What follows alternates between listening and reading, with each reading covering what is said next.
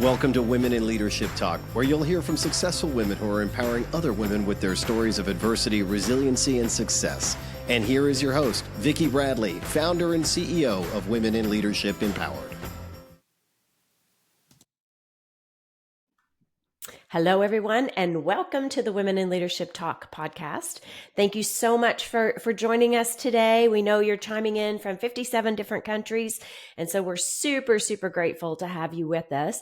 We have an exciting guest. We have Josephine Campbell. Josephine, thanks so much, and welcome to the show. Thank you, Vicki. I'm happy to be here. Well, it's lovely to have you, and you have an interesting background, and I'm excited to jump in and talk a little bit about uncertainty today and some of the complexity that leaders navigate. But let's just take a moment, everyone. I want to give you some sense of who Josephine is and why we've asked her to join us today. So she helps multi-nation leaders, companies, and employees to unleash their full potential. She's an author, speaker, executive coach, leadership development. She has a whole list of different things that she's doing to support and contribute to our world. She's also a 4-time Danish champion in jiu-jitsu. So I'm excited to learn about that. That sounds pretty cool. And as I said, she's an author of 2 books, Power Barometer and 12 Tools for Managing Selfish Leaders. So I'm excited for us to talk about this today, Josephine. But I think what I would really, just love to get us started is you sharing with our audience, like who you are and what makes you you. Yes, I'll be happy to. So I normally introduce myself as an executive coach. I coach leaders from multinational corporations, and we do that in groups and individually. Mm-hmm. And we use a coaching approach because we have clients that I find very capable, and we believe that the best solutions, the best actions are for them to identify. Because no matter how smart an expert or an external consultant might be, no one knows your context better than you. So just remember that next time you have a consultant in the room. Are they humble? Do they recognize that you're actually the expert of your context? And everything is actually depending on the context. So what would be true and the right thing to do for, let's say, a VP of marketing in McDonald's might not be the same thing that is true and right for a VP in Western Union to do. Mm-hmm. Mm-hmm. And even if I picked In-N-Out Burger or another product that is more similar to McDonald's product than Western Union, the same situation can have little variables that changes what is right to do. Mm-hmm. So it should feel right for you to do what you do as a leader, no matter what other people say. Very true. Very true. Mm-hmm. So what has made you you, though? What led you to doing this work? And has this always been sort of your expertise? What led Josephine to where she is? Okay. Multiple I figured that. Yeah. And it's interesting. I found that many great coaches have a pretty colorful background. If you're familiar with David Allen, for example, who wrote Getting Things Done, he also started coaching late in his life, and he have had a multiple variety of jobs, even cleaning pools before he started. He also have a martial arts background, as I do. He used to do karate, and we agree on a lot of things. Definitely the martial arts has been a big piece in this puzzle that formed me to be me. So when I was in my teens, I was practicing jiu-jitsu, which is a Japanese martial arts on elite level. And in jiu-jitsu and other East Asian martial arts, you practice not only your physical strength, but also your inner strength. Yes. a good sensei like Mr. Miyagi. If you watched Karate Kid, Yes, Mr. love Mr. Miyagi, Miyagi. yeah, Daniel Say. yeah, and he teaches Danny Boy, Mhm. and like any other sensei would teach their students to manage their mind and their personal energy level. Yeah. And that's how I came up with the concept of mental agility. That's how I define it. It's your capability of managing your mental state combined with your personal energy. Energy is the fuel of the brain. Yeah, absolutely. Absolutely. Well, and Mm. that mental state that you're talking about becomes even more important in today's world, especially for leaders and those that are, in charge of large groups of people or even just one person because they're dealing with so much complexity. And Yeah. so, definitely when we're in crisis mode, and it seems like that's becoming more paramount in today's world. How does one manage that mental state during such complexity, such uncertainty? I mean, I hear that a lot from leaders, right? Like there's just so many variables that are coming at us at once. Yeah, that is very, very true. And now more than ever, Mhm, complexity and uncertainty mhm. are huge factors in almost anybody's life today. Oh, and time pressure. Yes, yes. Mhm, mhm. So when I was 21 years old, I started my first company. I was a serial entrepreneur when I was in my 20s. And as an, I think most people who are entrepreneurs are more familiar with managing uncertainty Mm, than people who have been in corporate work life for decades and mm, used to have more certainty, right? Today, everybody have that uncertainty. And I found pretty quickly in my own work life, I had to practice what I've learned mm, in martial arts. Meditation became a huge part of my daily practice and managing my personal energy. I would always be the last person to leave the office. I would work mm. weekend and days, my work life and my private life, everything would blend into each other. And at some point, I just figured out on my own I have to rest sometimes. So I created some kind of rules for myself. For example, turning off all screens at 9 p.m. Mm. At the same time, I was studying at university and having like managing real budgets and having real responsibilities. So I had to be super disciplined with how I spent my time and my energy. And then when I later on started working as an executive coach, I found that many of the challenges that very experienced leaders would struggle with Mm. basically had some kind of component related to how mind and personal energy was being managed. So, for example, let's say I remember I was working with um, a situation where there was a VP, a vice president in a large multinational firm, and he was not performing. He used to perform, but now he was not performing. He Mm. was always, as his direct manager would say, he would be on the back foot instead of on the forefront. And there was a situation where he was having a fallout with another VP colleague on email. Oh, okay. And you know that actually you would be surprised, but that happens quite often. Oh, yes, I know. I'm not surprised at all. Okay. People when we use uh, email to hide behind having conversations, many interpretations can transpire, right? And so often we will climb that ladder of conclusion and think things that aren't even actually there. And so that's why it is so important to have the verbal conversation so you can hear the tone, the body language, really understand where that person's coming from. Mhm. Yeah, Yeah. on an email, there's just so much left over for imagination to Yeah, interpretate. exactly. And I found that my client, because he was not performing anymore, he was in what I call the red zone. Mm, that's also why he was on the back foot. He was being super defensive, trying to protect himself.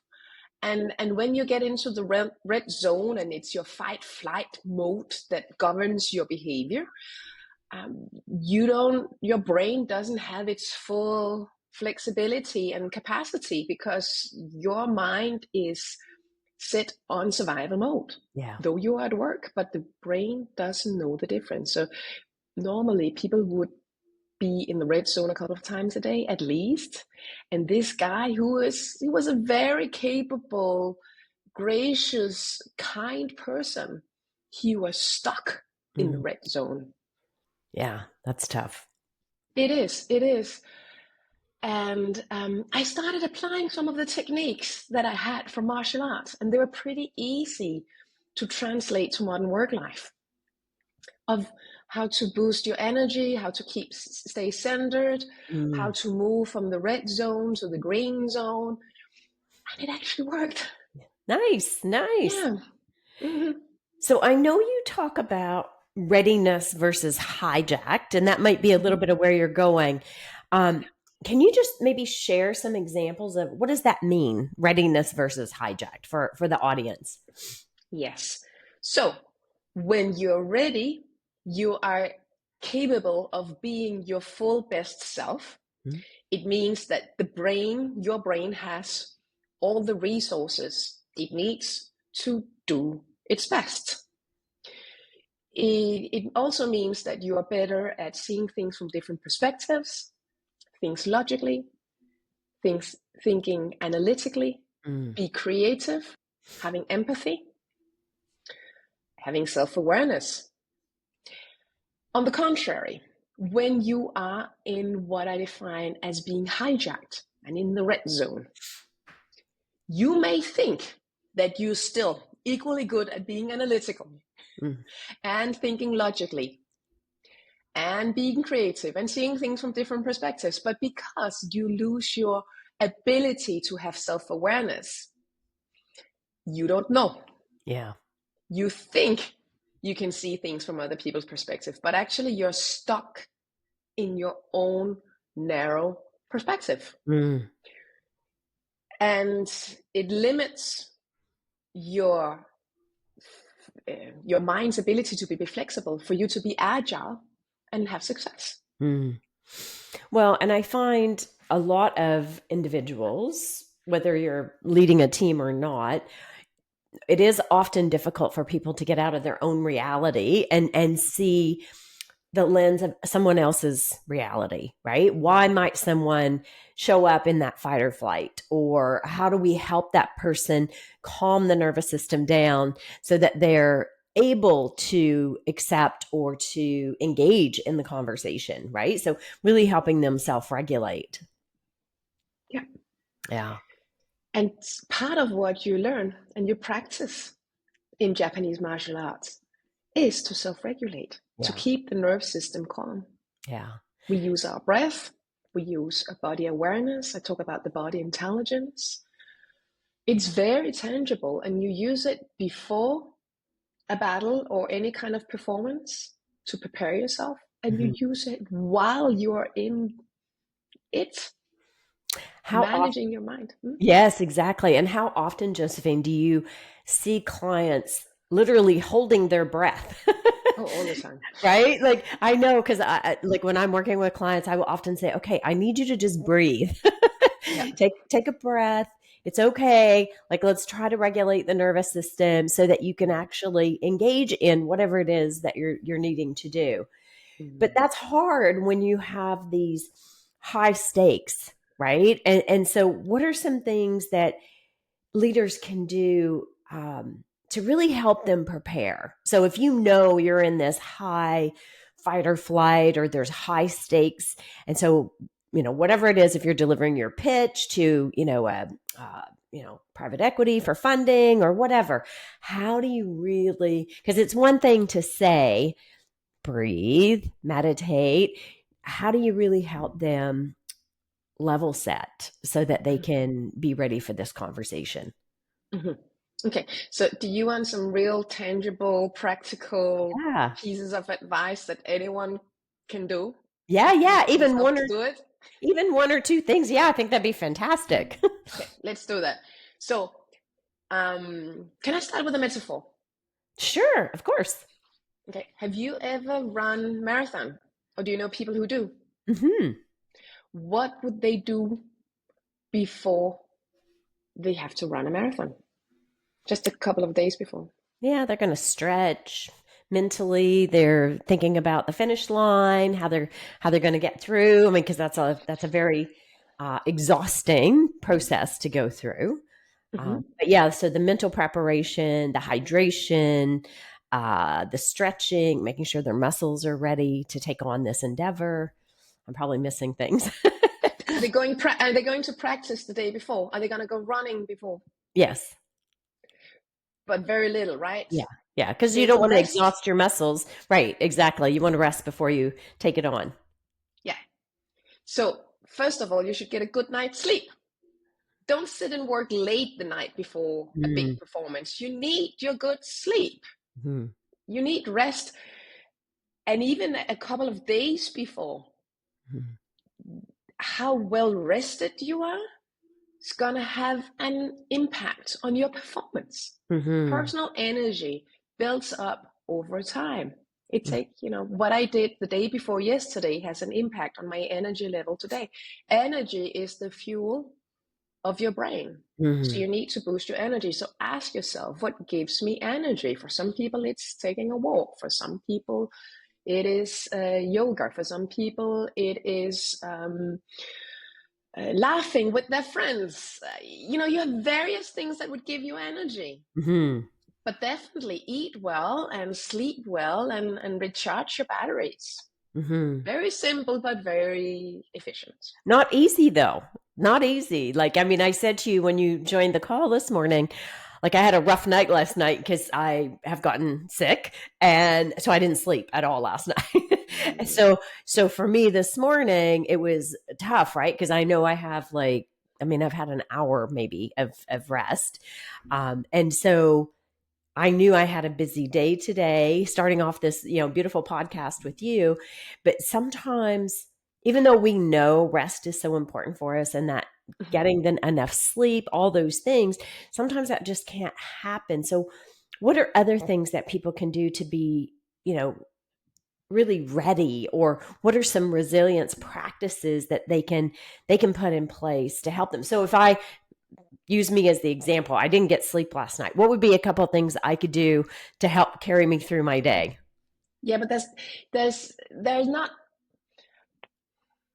if you want to be really resilient, it's not like a quick fix. Well, I can give you a few quick fixes, but one part is the practice and the preparation. Another thing is what you do during the day or during your performance. And I would say, you say, okay, but sometimes sleep just can't happen. And that's so very true. Sometimes something happens and it spoils your sleep. But then it's a shame if you're depending on yesterday's rest.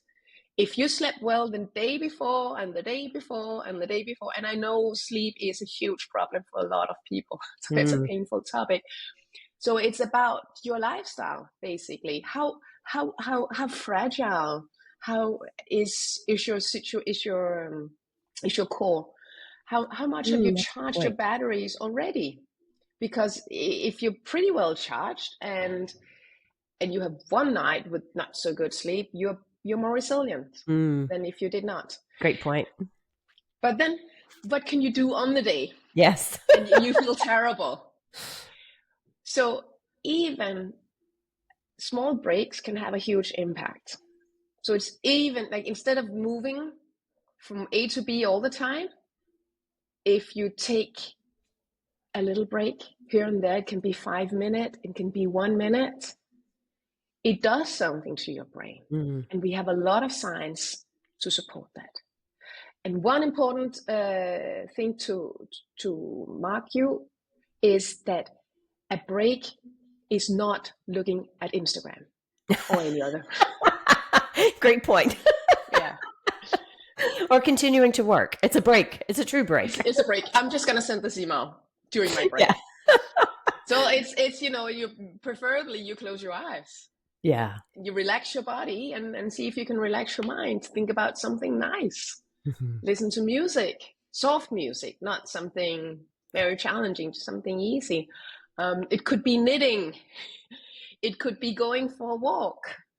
It could be looking at your cat if you have a cat, Okay. but without doing anything else. Mm-hmm. Mm-hmm.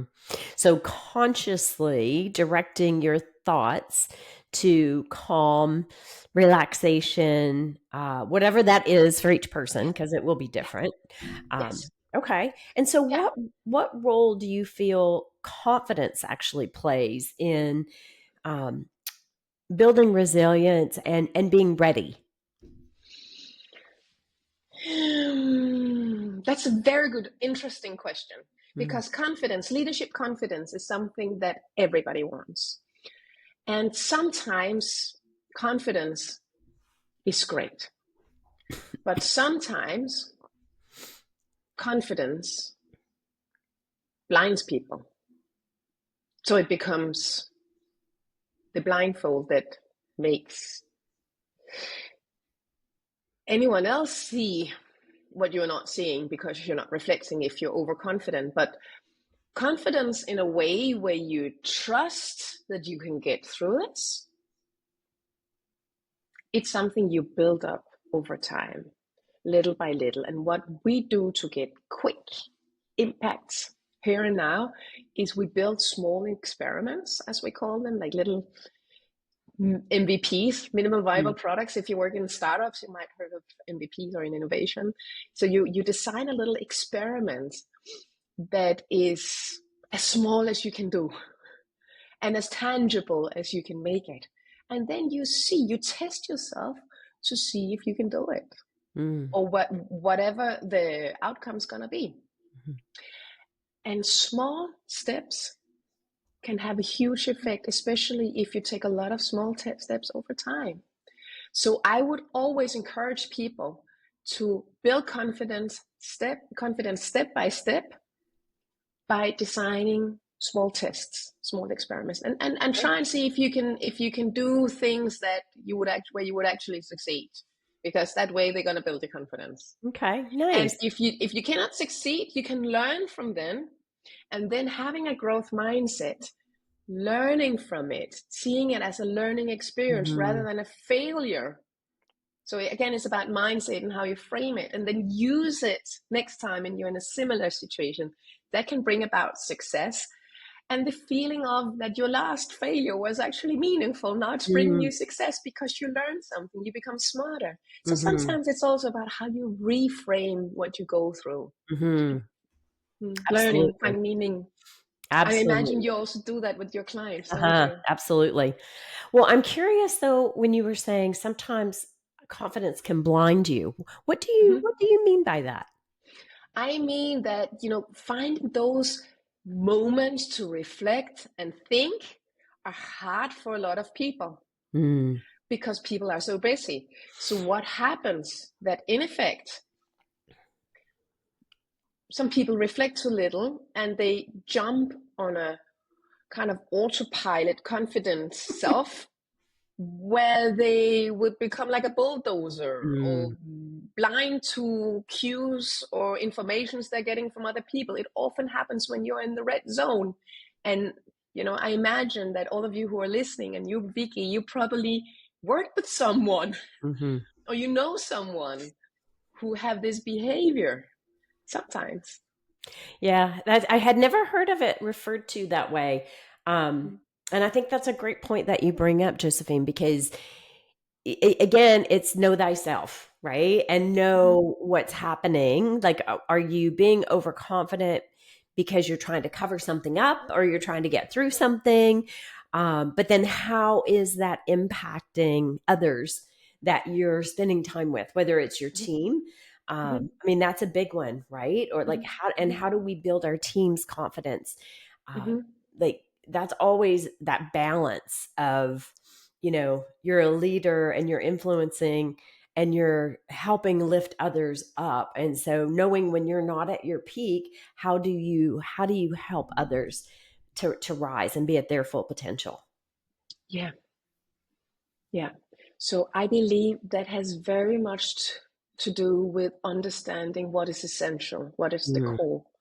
Actually, again, turning your vision inwards and getting to the core of the key values, the key message, the key takeaway from what we are doing. What is really true to us? What is real?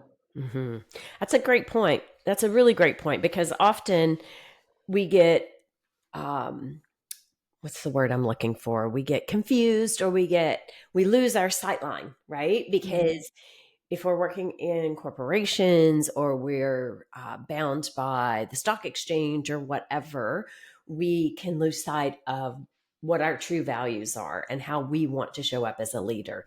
And so it's that constant balance of, being true to those you lead, because that's a huge responsibility, but it's also such an honor to be leading others.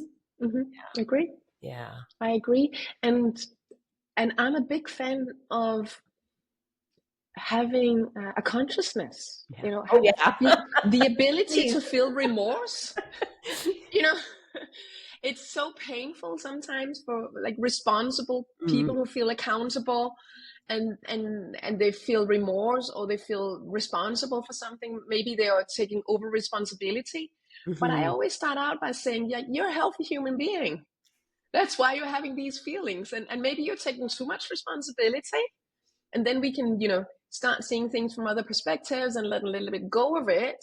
But we definitely don't want to get to a situation where you don't have those reflections, because that's part of what makes you good. Yeah. Yeah. No, well said. Well said. Absolutely. So I am cognizant of our time, but I want to give you a couple minutes, maybe just talk about your book. And I love the title. I think that, uh, managing a selfish leader, that's a full-time job on its own. So what prompted this? And I'm sure you have experiences that, where you've seen and heard and maybe even lived it yourself. So maybe talk a little bit about what prompted the writing of the book. Yeah, so this particular book I have written to help other who is in a similar situation as Marie. Marie is the main character in the book, and behind Marie, there's a real person I was coaching. And as your work probably also is confidential, mine is too. So, this is an old case, and we changed all circumstances. Nobody are in the same positions anymore, but it's a real story. And the real Marie wanted to share her remarkable stories with the world. And I thought it was worthwhile, because she managed to do something that very often is said to be impossible, but it's not. So she had a very, very selfish direct manager. She was a leader inside a very complex organization. And her direct manager didn't have the ability to feel remorse. Oh, okay. And didn't have the ability to have empathy. So that was a tough life. And very often when you're in that situation, psychiatrists or psychologists will tell you, well, then it's probably time to leave. But Marie had been in a similar position before and left. And she was thinking, oh my God, I might gonna meet the same thing again. And the truth is, I see this quite often in my work. There are too many leaders who don't have the ability to feel remorse and have empathy. And it's probably not the ones who are listening to this podcast, but you probably all bumped into one or two, right? Yes. And so she said, I wanna fight it. I wanna learn how to manage it. Marie, she was on director level. And I find that most people who are on a vice president level, the next step in the hierarchy, they have one way or the other find their way of managing people with that character. So I said, okay, let's do it then. And we took it step by step. And what she did was she turned inwards. And she started to harness her inner strength and her resilience, and knowing what she stands for. She also started applying some strategies to protect that. and manage her direct manager. So, for Nice. example, he's an extrovert and extremely well spoken. Mm. She's introvert. She's very, very intelligent. She's very smart, Mhm. but she needs time to think Mhm. before she answers. She's that kind of person. So when they would have one-to-one, for example, their annual performance review, instead of having 1 hour of meeting where he would say something and then she would have to answer, she would ask him to chop up the meetings. So the first day, they would do half an hour and he would talk and she would just listen. And that was the agreement. And Okay. the next day, which would give her time to think, she would come back and she would reply. Okay. Yeah, Nice. so she made these arrangements with him. Well, it's awesome that he was open to that, because some leaders wouldn't even be open to that. And so Yeah. he clearly valued her contributions. Yeah, and it was also kind of yeah, he got to he got to value her contributions. He really did. Nice. But this was also part of a process where it was being managed by a coach. Mm. And the coach in the book is called Caroline. So there were set some ground rules also to support Mm. Marie. Mhm. But there some he did value her, and that's also why he was so busy with her. Mhm. So once she learned to manage that, she could also easily Right. manage him. Right. And there's no one size fits all, but there are 12 tools for managing a selfish leader in the book. So there hopefully is something for everybody, like a combination of some of the tools. And, we really want to help people who are out there and feel alone with Yeah. this.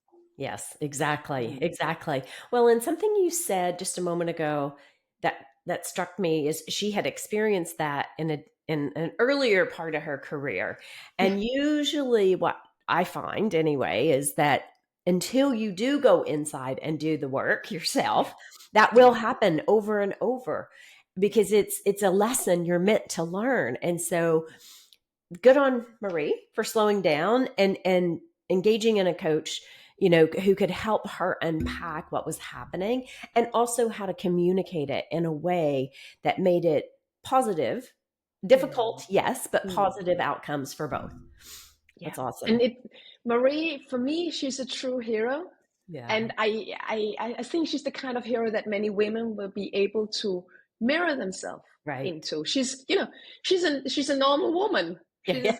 Yeah. You also hear about her family life, and Mm. she has siblings and she has a dog and friends, and she's a real person. And I think she's a modern Yeah. hero of today, and very inspiring. Yeah. So Amazing. that's why I wrote the Amazing. book. Yeah, I love it. wanted I to share. love it. So inspiring. Thank you. Thank you for sharing that.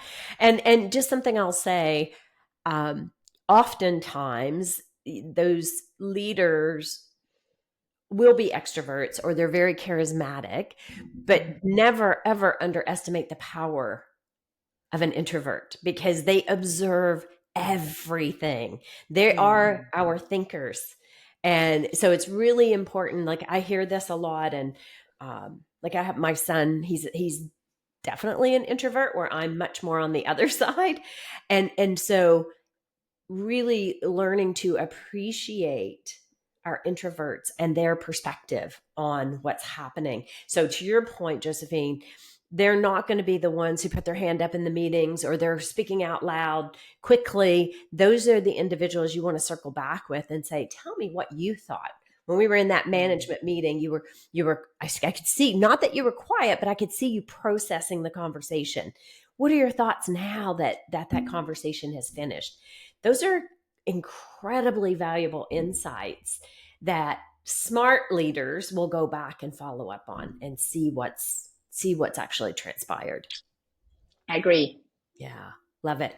Well, thank you so much for joining us today. And so where can our audience find your book? And that's 12 tools, right, to manage a selfish leader. So where can they find that? Anywhere where you normally get your books. Okay. So on Amazon and Barnes and Nobles and any bookstore, it should be there. Okay. Awesome. Awesome. Well, Josephine, thank you so much for joining us. I know it was bright and early this morning, but we're super grateful to you for being here and just sharing your wisdom and expertise with us. And so thank you for that. I'm grateful. It's been really nice talking to you, Vicki. Thank you for having me here. Oh, of course, of course. And audience, I want to thank you for being here today. I know you hear me say this often. If you're chiming in regularly, I know you have a choice as to what podcast you listen to. And we're super grateful that you continue to chime in to the Women in Leadership Talk podcast. We try to bring amazing women on that you can take at least one thing from our conversation and hopefully learn from it or share it with somebody. If you love our podcast, please do leave us a review, share it with your friends, somebody who needs to hear, especially if they're an introvert and they need to hear how to go internal and manage that process. Share this episode with them and let us know what you think. If you have questions further than what Josephine and I have talked about, you can reach out to me. You can reach out to Josephine. Josephine's on LinkedIn. I'm on LinkedIn. So happy to take additional questions once we hang up from here today. Yeah, I'm also happy to hear from you. Awesome. Awesome. Thank you, everybody. Have a wonderful, wonderful day. And we look forward to seeing you at the next Women in Leadership Talk podcast. Take care, everyone. Thank you for joining us for WIL Talk, sponsored by Women in Leadership Empowered. To learn more about our programs, please visit www.willempowered.com. We look forward to seeing you in our community.